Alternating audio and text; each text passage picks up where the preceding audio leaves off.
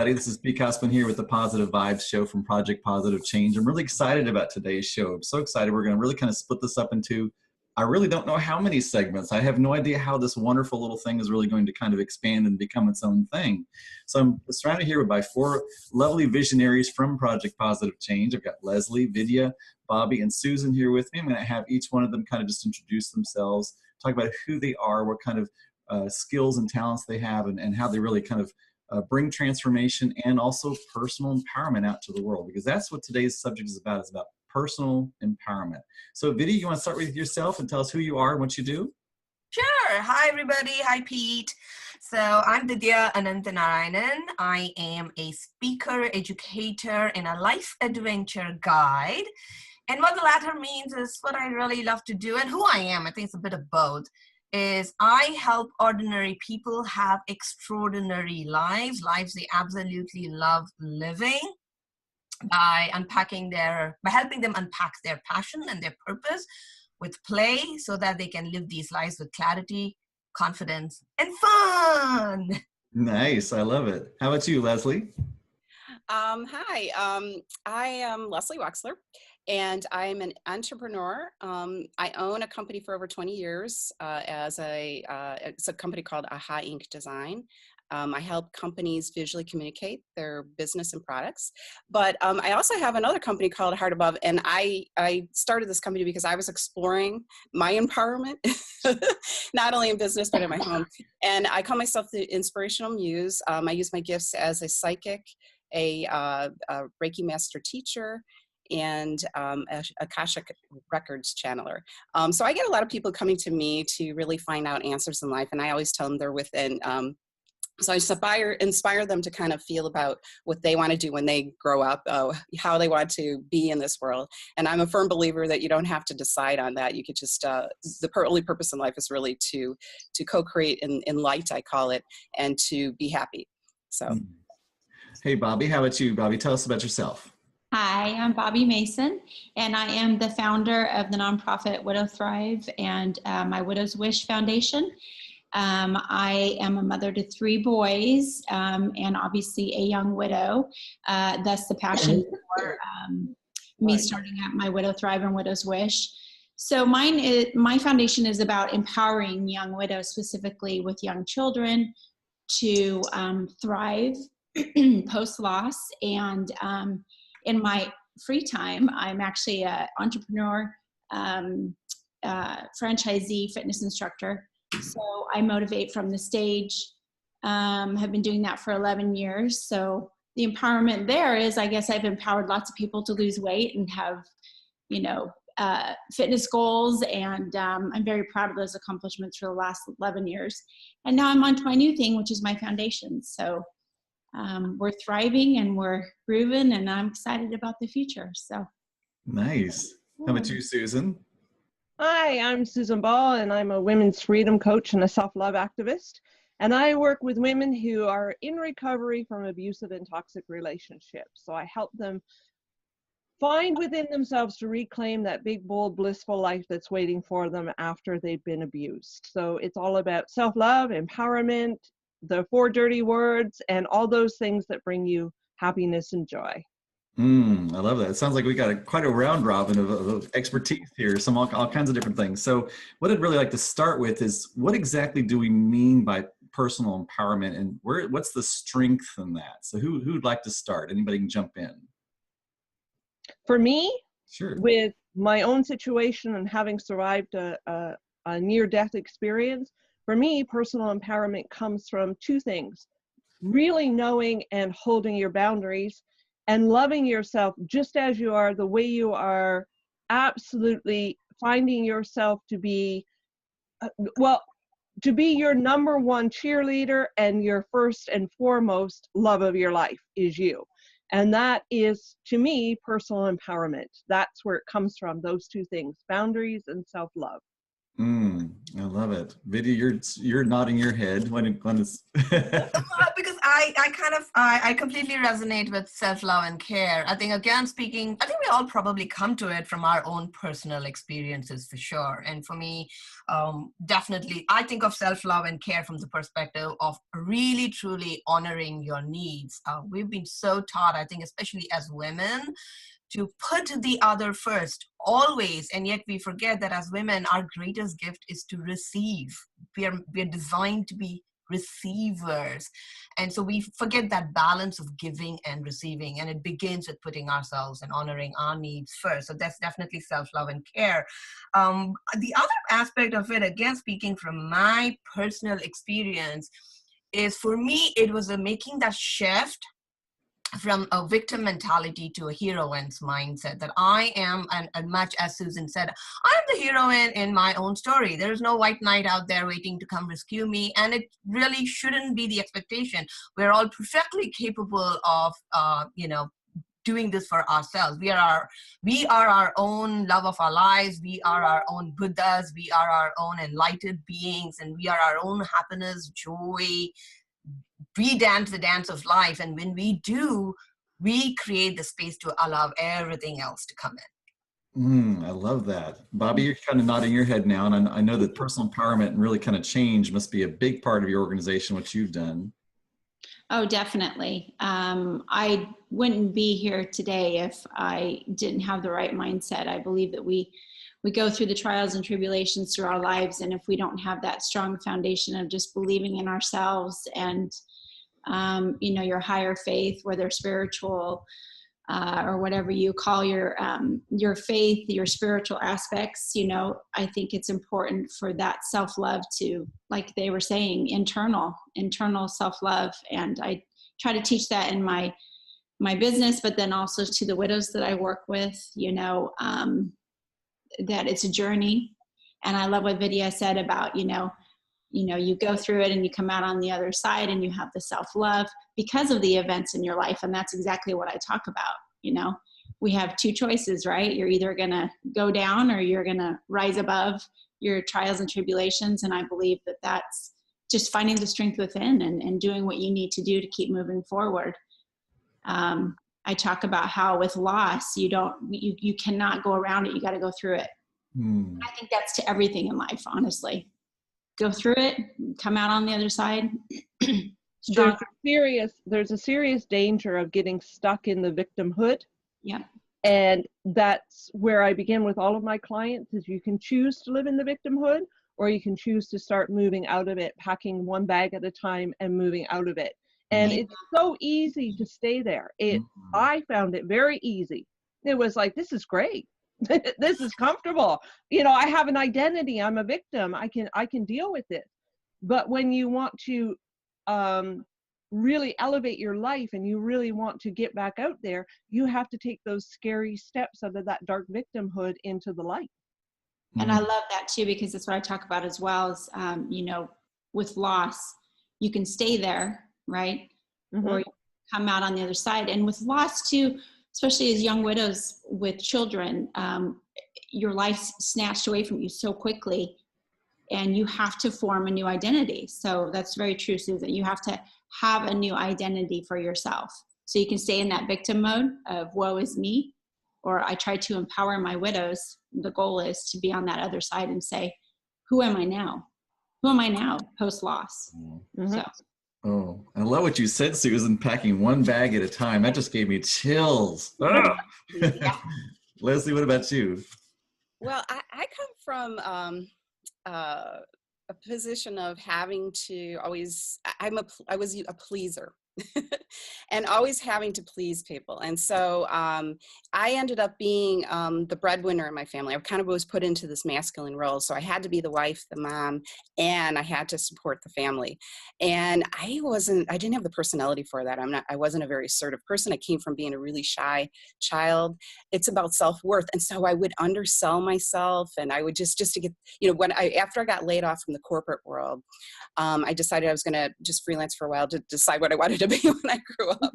And it was fine for a while, but I went to see a psychic one time, and she said to me, she goes, good for you. You did what your mother never could do. And I said, what's that? And she's like, you got out of depression. And I'm like, what do you mean? I'm not depressed. What are you talking about? I mean, yeah, sometimes I'm unhappy. So I wanted to bring this up from the standpoint of the fact that victimhood can be in the background. Like all these things kind of happen to you and you're not taking charge of your life and you're not putting yourself into it, the self-worth, all this stuff kind of accumulates and kind of brings you into this position where you're sort of just going through the motions. I would get these messages like, when are you going to live? When are you going to live? But living is not just about taking an adventure. I mean, that's part of it. In fact, I went hang gliding and all sorts of stuff to break through. But basically it's about how are you in that position in your business? Are you bringing yourself into that? Are you bringing your creative, are you surrounding yourself with clients that are working with you? So basically empowerment is not just about how you are with yourself, not just about how you are with like-minded people, but how are you in a world where it could be volatile or just blips come up, can you be that Buddhist that sort of, flows and can react or with mindfulness in the situation. So that's what I work on is like, how do I deal with the externals and still being my truth? I think Lesley kind of touched on something I heard Bobbi kind of really talk about. I think that's about becoming your authentic self, kind of like finding out really who you are. How important is finding your authenticity in personal empowerment, do y'all think? Right, and losing the fears about what people think, and fears to attachment about what happens and things like that as well. Definitely. Well, I have definitely become more authentic post-loss, and I don't know, honestly, how you can't. I mean, that's what I try to teach is you've got to be authentic because you've lost everything you've identified with. And I'm trying to teach there is a beauty in that. Yes, it sucks and it's hard, but there's a beauty in this kind of loss because you've lost your old self and you can kind of start over, look at it more from a standpoint of, this is a new beginning for me. Let's figure out who I am. Let's figure out who Bobbi is now. I'm a mom. I am, you go on and try to explore your better half. And, maybe you weren't, who you were back then. I actually love that you say that, Bobbi, because some of my clients get very shocked when I say to them, I'm actually grateful for the experience that I had. Amen. And when I say that, they go quiet because they haven't moved yet from the victimhood. Right.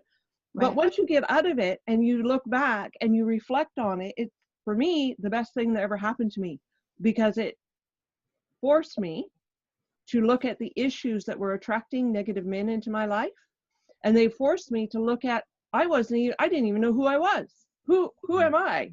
So yeah, I'm grateful for it at this point. You have a really great point.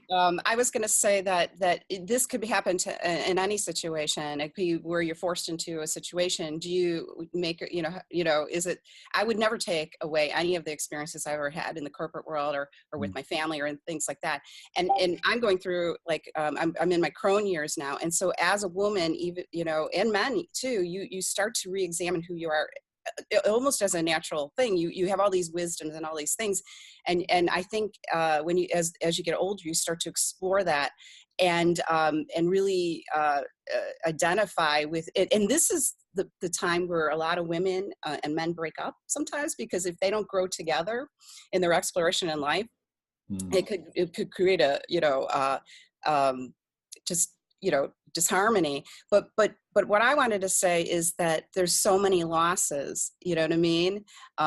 There's losses of relationship, there's losses of partners, from dying, from breakup. There, so many things that you lose that you identify with. And that is really, that's the hardest thing in life is detaching yourself from that and learning and embracing it. So it comes in many forms, Oh yeah. I'm going to look at it from a slightly different perspective, because to me, it's not so much about loss. It's sure, the experiences may have included loss in some form, but like Lesley, you were saying, and I think Susan, you brought this in as well. We have a gamut of life experiences, and we experience a gamut of life relationships. And I'm going to give the example of a favorite piece of writing that I try and read every year, which is called The Too Much Woman. And as I was a too much child, I was loud, I was a tomboy. I mean, I was literally loud. I spoke with a loud voice. I was this big, brash energy. And I was constantly told, tone down, you're a girl, you tone down, bring your energy down, keep your energy down. And now, as I am living my 50th year of my life, I kind of went, well, wait a minute. That was my authentic self. That is exactly who I am. I just hadn't learned to step into it, no matter what the context, no matter what the life I'm living in, whether it's the corporate world, whether it's my work, whether it's my personal relationships, wherever I am, this is who I am. I'm this big energy. No, I mean, I've learned to tone down the decibel level some and make it a little bit more conducive, but I'm still this too much woman. I want it all. I want to laugh loud and live loud and love big and all of that. So to me, stepping into my authentic self really kind of went back to who, it's what I call, I had to get naked with me. I had to strip away every single layer that I had put on, really unpeel that onion and then get down to that very bulb core of it and say, who is she? And then I had to do one more thing. I made a pledge to myself that I would never, ever be any less than that. This is who I am. This is who I am in my business. This is who I am in my work as a PhD candidate and research student. This is who I am in my relationships. And it is no longer incumbent upon me, like you said, Lesley, to people please somebody else. This is who I am. If you can accept and love and acknowledge me and respect me and honor me the way I am, great, you will be a part of my life. And if you cannot, there's the loss. Yeah. I thank you for the time you spent with me, and I release you with gratitude. Yeah. Maybe it should be rephrased as change. Life is forever changing. We're forever changing. People are forever changing. Our experiences bring us into new situations. So can you, maintain your authenticity in that? But also in turmoil, like, can you be the calm in the storm? Can you, bring your authentic self out? In other words, you don't want to be that angry self. You don't want to be, the bossy self, the aggressive self. And how do you remain calm and hold the space in those situations too? Sure, and I agree with that. I think we've again been bossy, aggressive, all of that can connotate so many different things depending on the context they are used in. But I think the challenge there too is, like you said, the calm in the storm. Whose storm are you? If you're, right.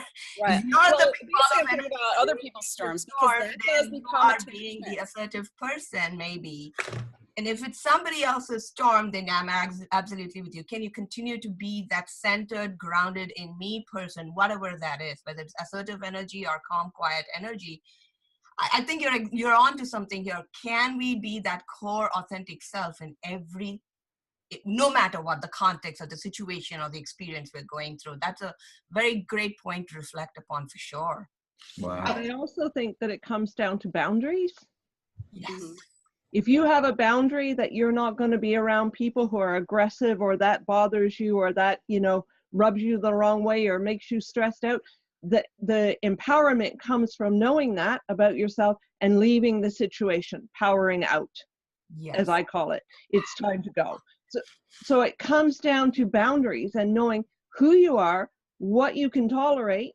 So I personally cannot stand drama, gossip, complaining, all of that kind of stuff. And as soon as women or men start to go into that zone, I'm out. That's the end of the conversation for me. But I'm okay with that, because I think there's sometimes people are almost desperate to be liked or to be part of a group. So they will stay and do all of that stuff and not stand in their personal boundary and leave. No, it's so interesting. So interesting, Susan. That's such a valid point. We talk about this in my widows groups very often, that we don't have the tolerance that we used to have. And so when you talk about, I mean, I was never a person to gossip. I don't like drama anyways, but I was kind of more of a people pleaser, pre-loss. Post-loss, honestly, if you're not on this journey with me, that's okay. I release you, just like Vidya said, with regret. And loss teaches you who is with you, who is not with you. Let me tell you what, you lose people right and left. It's a really interesting dynamic. But by the same token, I sit here and I'm authentic, and I'm like, when someone's griping about their husband or they're griping about something, I just sit there and think internally, oh, they have no clue. And I just bless them and I release and I leave, because if you're not going to be empowered, if I could be empowered after everything that I've been through, but you want to sit and talk about those kind of trivial things, I just don't have time for it. And us widows talk about that. We're like, we have so little tolerance now. It's a loving, I don't mean it in a negative way. We're just trying to honor our authentic selves because of what we've been through. We just don't have time or space for that kind of stuff anymore. I hear you on that one, because when I first meet up with potential clients, and I say to them, it's time to move on, it's time to move forward, they will say to me, you have no idea how difficult it is. Oh, sweetheart, where do we start? Yes. So there's this assumption that because their circumstances are so much worse than anybody else's that nobody could possibly understand. Which is not true. There's a saying out there, it's everybody's pain is their pain. In other words, there's no pain that's greater or lesser than anyone else. So when you're sitting there as a counselor, how do you push yourself aside and allow that person just to feel their pain and be in their pain? It's difficult, like you said, Susan, when you have to hear, oh, you have no idea. But it's very difficult to put yourself in a position of saying, okay, I need them to get, they're not at this place yet, right? But how do you become that person in a situation where it's not great? Like, say, my family, I love them, but we have some volatile things that happen ever so often. I got a 15-year-old with hormones and a husband, alpha male, and they're boom. And seriously, one day the fist is out and there's all this stuff going on. And we have a responsibility to get to this class because we canceled it twice. And this man is making an effort coming in. You know what I mean? I'm thinking, what am I going to do? So how do you shift your energy? How do you, sometimes you have to go in and say, even from the outside, this is ridiculous, but from the inside, okay, you go to your room. Literally, you go to your room, breathe, have patience. We're going to be a little late, but get yourself together. We'll deal this when we get back. We have a responsibility. All these things, you have to bring yourself into the calm and the storm. You have to breathe and feel and shift the energy. And you'd be amazed what will happen if you're your truth, if you're the calm and the storm. And when my son got in the car and we went to class, I thought, wow, how did I do that? I mean, the energy in the room was so huge. Like, how do you shift it? So what I guess my point is we can walk away from our neighbors and our acquaintances and our clients and things like that, but we can't walk away from everything, because sometimes we just have to deal with those things in a unique way, because we have enough love in our heart that we can hold that space. We could sort of say, hey, you guys are crossing the line, not only for me but with each other. And so it's interesting you say about boundaries, but there are some times where you have to you can't walk away. You know what I mean? You understand what I'm saying?